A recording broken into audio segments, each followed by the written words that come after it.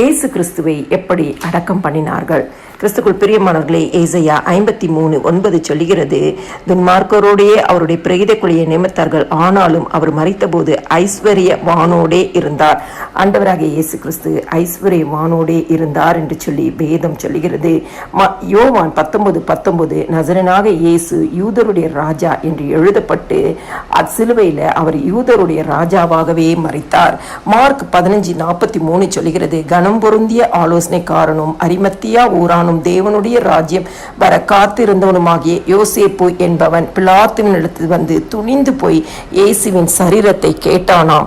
இயேசுவின் சரீரத்தை எடுத்துக்கொண்டு போகும் பொழுது 100க்கு அதிபதி, காவல்காரர்கள், வழியில் போனவர்கள், அநேக ஸ்திரீகள், இப்படியாக திரளான ஜனங்கள் இயேசுவின் சரீரத்திற்கு பின்பாக போகிறார்கள்.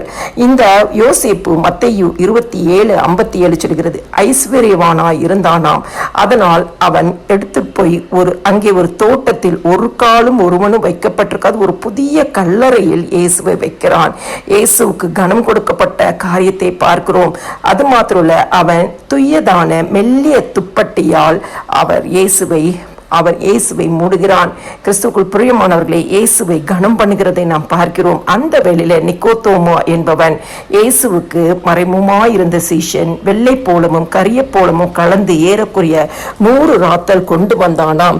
யாத்ராகமும் 30வது அதிகாரத்துல 23-25 வசனம் வரைக்கும் பார்த்தால், மேன்மையான சுகந்த வர்க்கங்களாகிய சுத்தமான வெள்ளை போலத்தில் பரிசுத்த ஸ்தலத்தின் சேக்கலின்படி 500 சேக்கல் இடையையும், சுகந்த கருவாப்பட்டையிலே அதில் பாதியாகிய 250 சேக்கல் இடையையும், சுகந்த வசம்பில் 250 சேக்கல் இடையையும், லவங்கப்பட்டையில் 500 சேக்கல் இடையையும், ஒலிவ எண்ணெயில் 1 குடம் எண்ணெயையும் எடுத்து அதனால் பரிமள தைலக்காரன் செய்வது போல் கூட்டப்பட்ட பரிமள தைலமாகிய சுத்தமான அபிஷேக தைலத்தை உண்டு பண்ணுவாயாக. அது பரிசுத்த அபிஷேக தைலமாயிருக்க கடவது.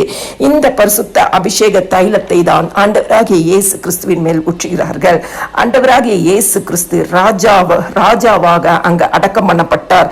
இந்த வெள்ளை போலமும் கரிய போலமும் மூர் மற்றும் ஆலோஸ் போன்ற வாசனை பொருட்களை குறிக்கிறதா இருக்கிறது. இது அரசர்களுக்கு மட்டுமே பயன்படுத்துகிற ஒரு காரியம்.